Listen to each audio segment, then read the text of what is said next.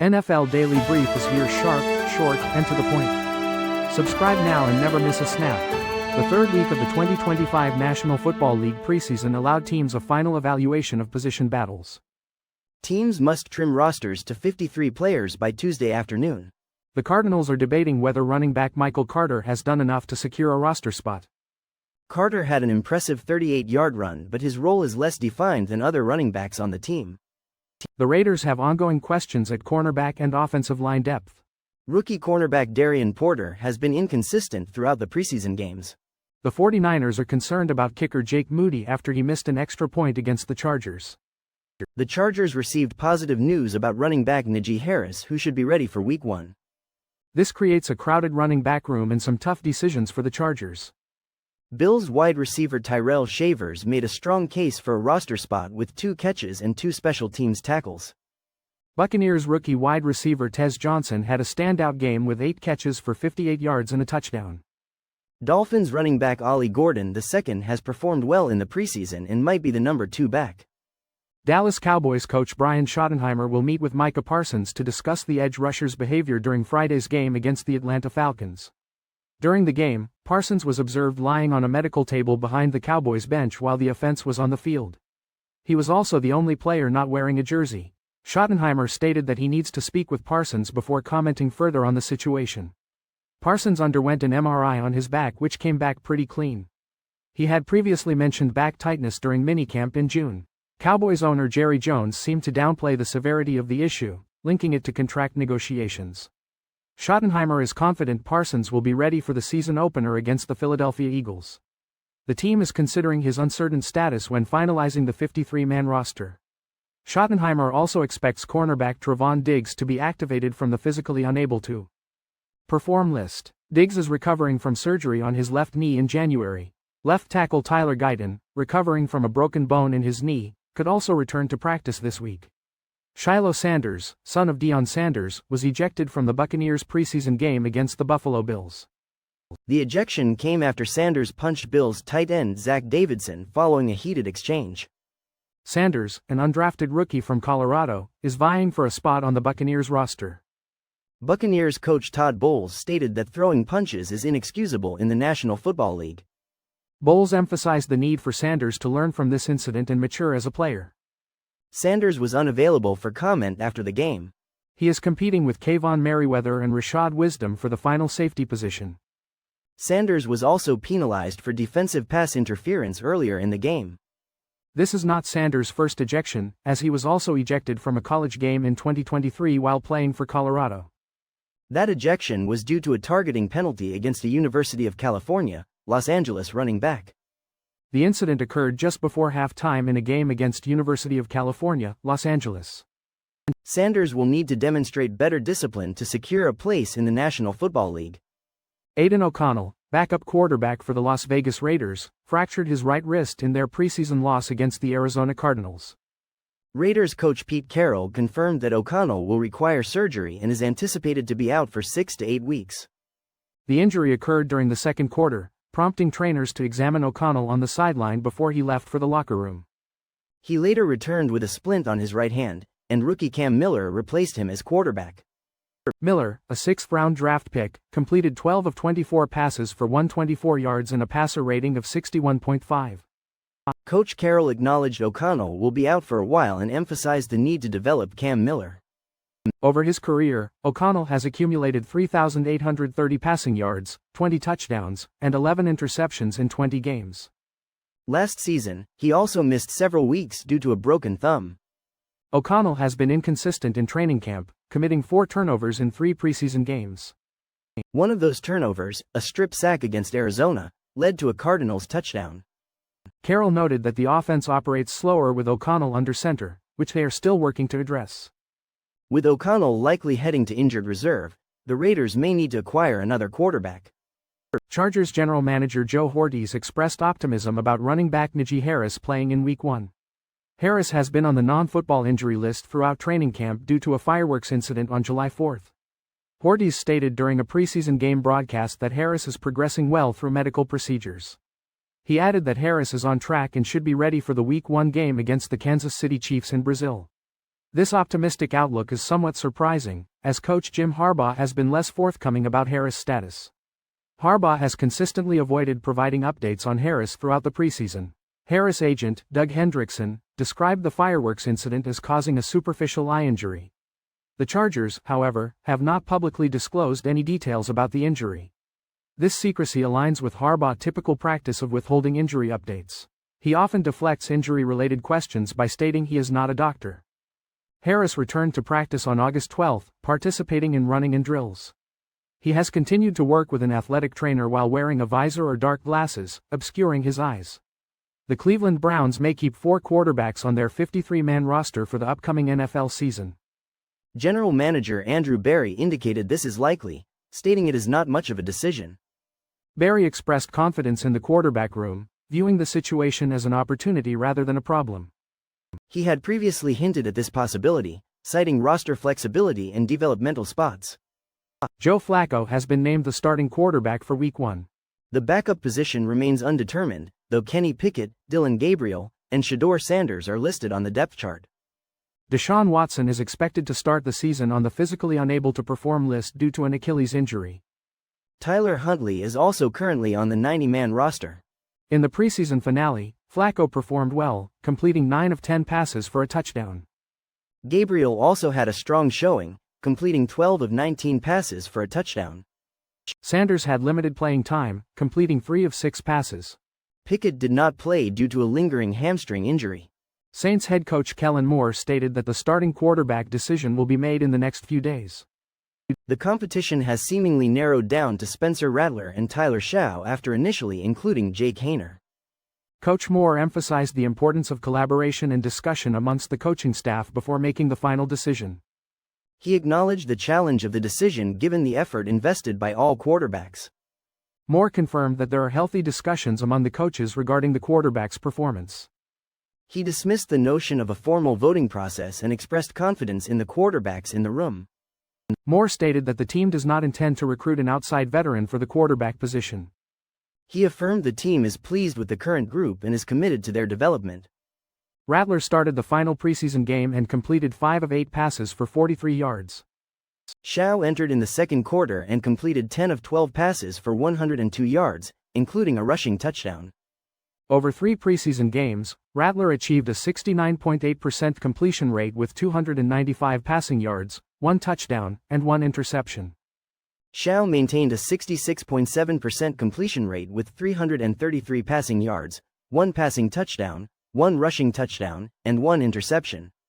Robert Porcher, the Detroit Lions all-time sack leader, will be added to the Pride of the Lions Wall of Honor. This ceremony will take place during halftime of the Lions' home opener against the Chicago Bears on September 14. Lions President and Chief Executive Officer Rod Wood expressed excitement about honoring Porcher, who played his entire 13-year career in Detroit. Porcher holds the franchise record for career sacks and is a 3-time Pro Bowler. He was surprised with the news this week by former teammates Chris Spielman, Jason Hanson, and Herman Moore. Porcher was drafted by the Lions in 1992 out of South Carolina State. He was also named to the franchise all-time team in 2008 during the Lions' 75th season celebration.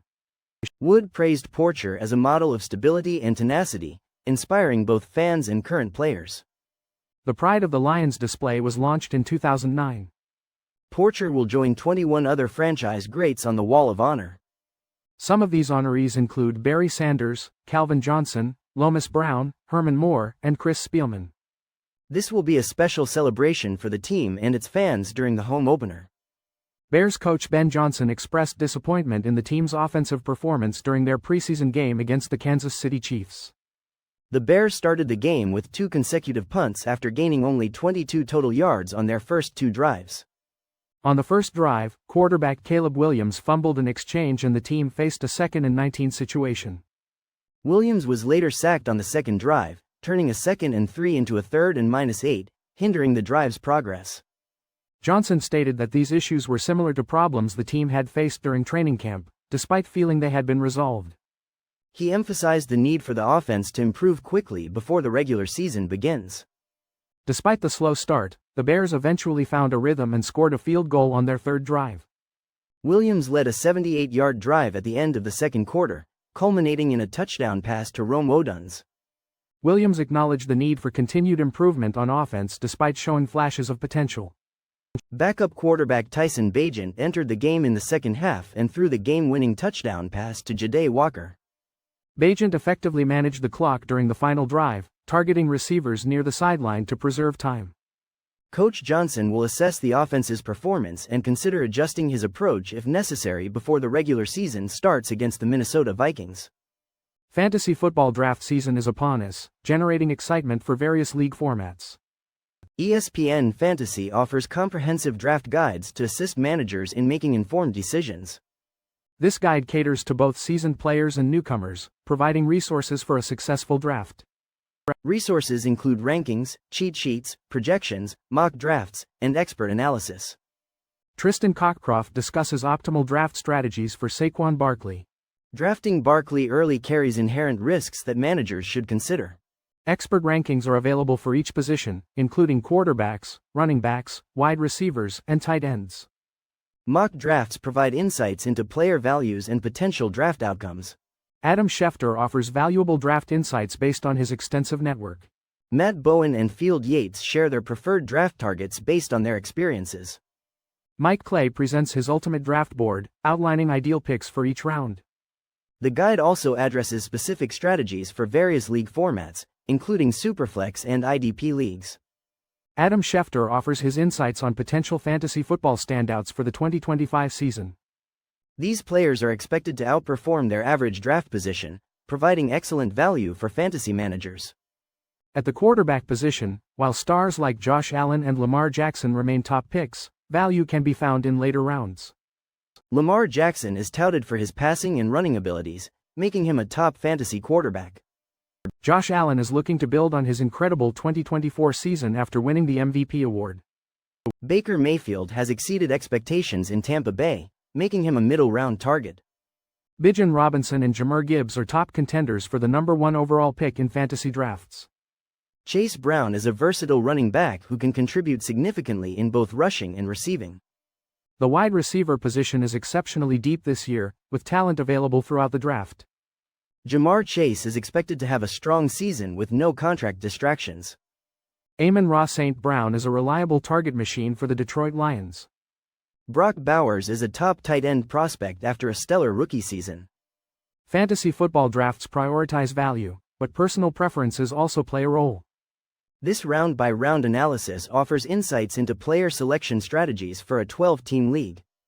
The first round often involves selecting the best available player. Bijan Robinson is a highly desirable pick if available. Otherwise, targeting elite wide receivers like Justin Jefferson or CeeDee Lamb is recommended. In round 2, Jonathan Taylor or another top running back should be considered. Round 3 presents a good opportunity to draft a top tight end such as Trey McBride. Round 4 is ideal for selecting a dual-threat quarterback like Josh Allen or Jalen Hurts. James Conner is a solid, if unexciting, pick in round 5. Rookie Trayvon Henderson could be a valuable addition in round 6.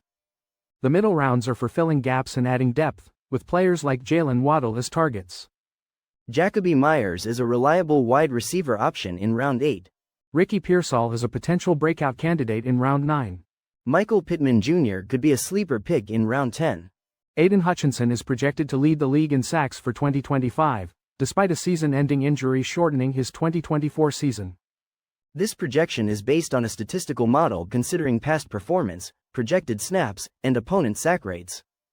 The model also accounts for pass rush win rate, team win totals, player positioning, and age. Hutchinson showcased a remarkable 35% pass rush win rate in the 5 games he played in 2024. Micah Parsons, with consistent performance between 12 and 14 sacks in past seasons, is projected for 12 sacks in 2025. Trey Hendrickson, despite back-to-back seasons with 17.5 sacks, is projected for 11.4 sacks due to age and a difficult quarterback schedule. Myles Garrett is projected for 10.9 sacks, aiming for his 8th consecutive season with double-digit sacks. TJ Watt, despite a slight decline in performance last season, is projected for 10.7 sacks. Jonathan Greenard is projected for 10.5 sacks, benefiting from a high pass rush win rate and a blitz-heavy defensive coordinator. Max Crosby is also projected for 10.5 sacks, aided by a favorable schedule of opposing quarterbacks prone to being sacked. Danielle Hunter, with a league-leading pass rush win rate in 2024, is projected for 9.8 sacks. The model also projects 9.8 sacks for Jerry Hughes and 9.7 sacks for Nick Bosa.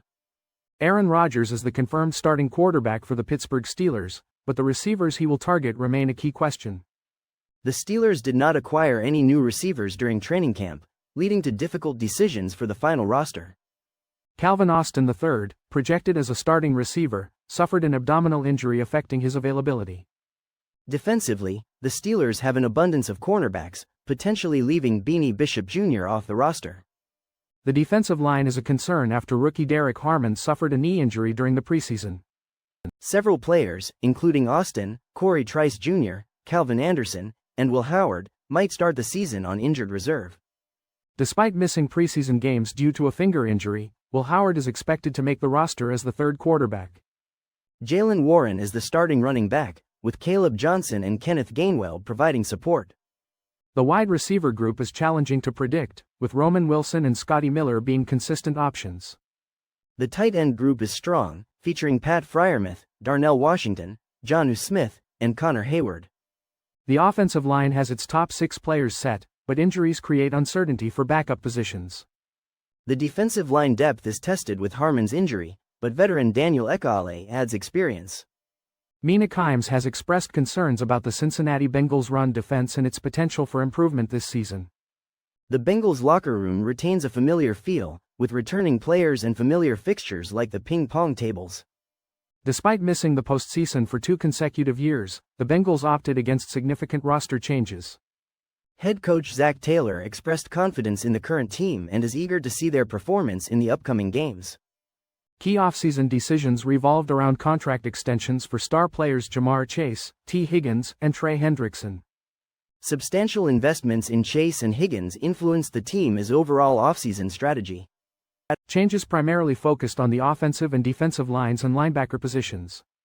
4 new additions are projected as starters in Week 1, including rookies Dylan Fairchild and Demetrius Knight Jr. A significant coaching change saw Lou Anarumo replaced by Al Golden as defensive coordinator. Golden emphasized the importance of acquiring smart, tough, and self-motivated players. New defensive starters like TJ Slaton and Demetrius Knight Jr. are expected to bolster the run defense. Safety Jordan Battle believes the team does not require a major overhaul and emphasizes the importance of effort and execution. Ryan Clark has compared Cam Ward to National Football League legends regarding his work ethic with the Tennessee Titans.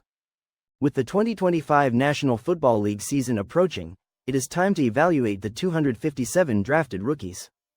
Reporters have assessed each draft pick's performance this spring and summer. Cam Ward, the top pick, quickly secured the starting quarterback position for the Titans and has shown leadership qualities. Ward has impressed with his deep passing ability, particularly when targeting veteran receiver Calvin Ridley. Second-round pick Oluwafemi Oladejo has shown potential as an edge rusher but is still developing. Kevin Winston Jr., a safety drafted in the 3rd round, has been sidelined with hamstring and knee soreness. 4th-round pick Shamir Dyke has earned a spot as a reserve slot receiver and return specialist. Gunnar Helm, another 4th-round selection, has become a reliable target for Ward at tight end. Elik Iomanor, also drafted in the 4th round, is expected to become the starting X-receiver. Travis Hunter, the 2nd overall pick by the Jacksonville Jaguars, is expected to play both offense and defense. Hunter has impressed coaches with his physical conditioning and ability to learn both offensive and defensive schemes. Abdul Carter, the 3rd overall pick by the New York Giants, has dominated training camp with his explosiveness and versatility. Jackson Dart, drafted by the Giants in the 1st round, has performed well in preseason games but remains behind Russell Wilson on the depth chart. Will Campbell, the 4th overall pick by the New England Patriots, has secured the starting left tackle position. Trayvon Henderson, drafted in the 2nd round by the Patriots, has shown impressive speed and agility in the backfield. The National Football League Players Association achieved a significant victory this summer amidst challenges. This win involved securing fully guaranteed contracts for 7 second-round draft picks, potentially an 8th pending investigation. This marks a historical shift, as second-round contracts were previously only partially guaranteed. Total guarantees for the 2025 second round reached $247.2 million, exceeding projections by $21.8 million. While rookie contracts usually have a set value, negotiating details like signing bonuses and guarantees still occurs. This year, 32nd-round picks remained unsigned as training camps began, creating tension. Wide receiver Najee Harris, drafted 55th overall, became a key figure in these negotiations. His delayed signing with the Los Angeles Chargers until July 17 set a precedent for other second-rounders. Harris secured 71.3% guaranteed money, a substantial increase from the previous year, signaling a win for the players' union.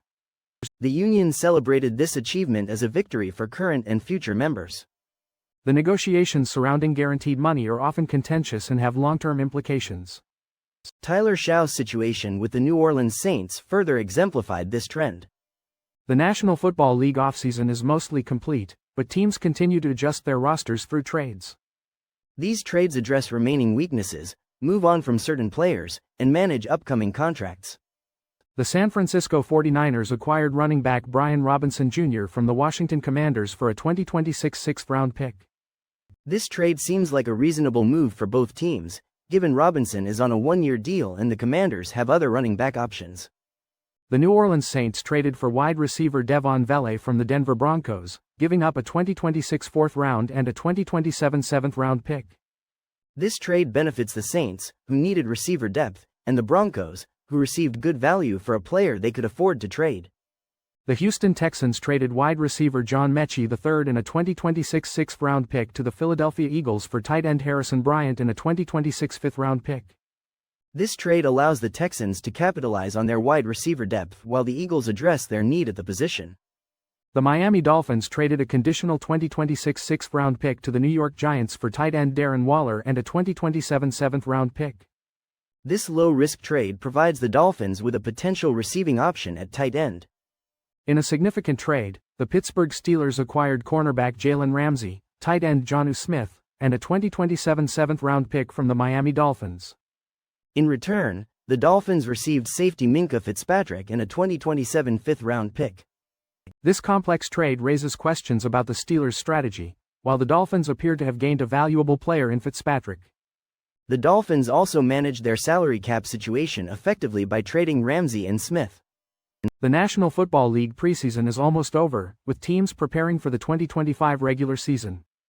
Teams are finalizing their rosters, and we are tracking every trade before the season begins on September 4. One recent significant trade involved the Commanders sending running back Brian Robinson Jr. to the 49ers. The 49ers also acquired wide receiver Sky Moore from the Chiefs due to injuries impacting their receiving core. The Jets bolstered their defensive line by trading for defensive tackles Harrison Phillips from the Vikings and Jovan Briggs from the Browns. The Jaguars acquired defensive tackle Colin Saunders from the Saints in exchange for center Luke Fortner. The Texans and Eagles swapped players and draft picks, with the Texans receiving tight end Harrison Bryant and the Eagles receiving wide receiver John Mechie III. The Raiders traded cornerback Jacorian Bennett to the Eagles for defensive tackle Thomas Booker IV. Tight end Darren Waller came out of retirement to join the Dolphins. A blockbuster trade occurred between the Dolphins and Steelers involving cornerback Jalen Ramsey, tight end Jonnu Smith, and safety Minkah Fitzpatrick. The Steelers acquired Ramsey and Smith, while the Dolphins received Fitzpatrick. Ramsey received a pay raise, and the Steelers are responsible for most of his contract this season. Dak Prescott raced CeeDee Lamb during practice to test his speed after hamstring surgery. This surgery was necessary after an avulsion suffered against the Atlanta Falcons ended his 2024 season. Prescott acknowledges the importance of pushing his limits in practice, especially regarding his running speed. He emphasizes the need to replicate game-like scenarios where he might need to run for significant yardage. The Cowboys will face the Philadelphia Eagles in their season opener without Prescott having any preseason games. Prescott believes training camp and joint practice with the Los Angeles Rams provide adequate preparation. He prioritizes leg readiness and continues to practice fakes to improve stamina. Coach Brian Schottenheimer monitors various metrics related to Prescott's running. Schottenheimer emphasizes that Prescott needs to reach top speed, which is difficult to achieve in regular practice. Prescott had limited runs before the injury last season but intended to use his legs more. The hamstring injury occurred during a scramble against the Falcons, ending his season. He is now focused on continuous improvement and strengthening his legs for the season. While the Cowboys will not overuse designed runs, Schottenheimer acknowledges Prescott's running ability is crucial. He stresses the importance of smart play, including sliding or getting down to avoid unnecessary risks. That's a wrap on this week's NFL Blitz Talk. Thanks for tuning in. We'll catch you next time with more gridiron fire and fearless breakdowns.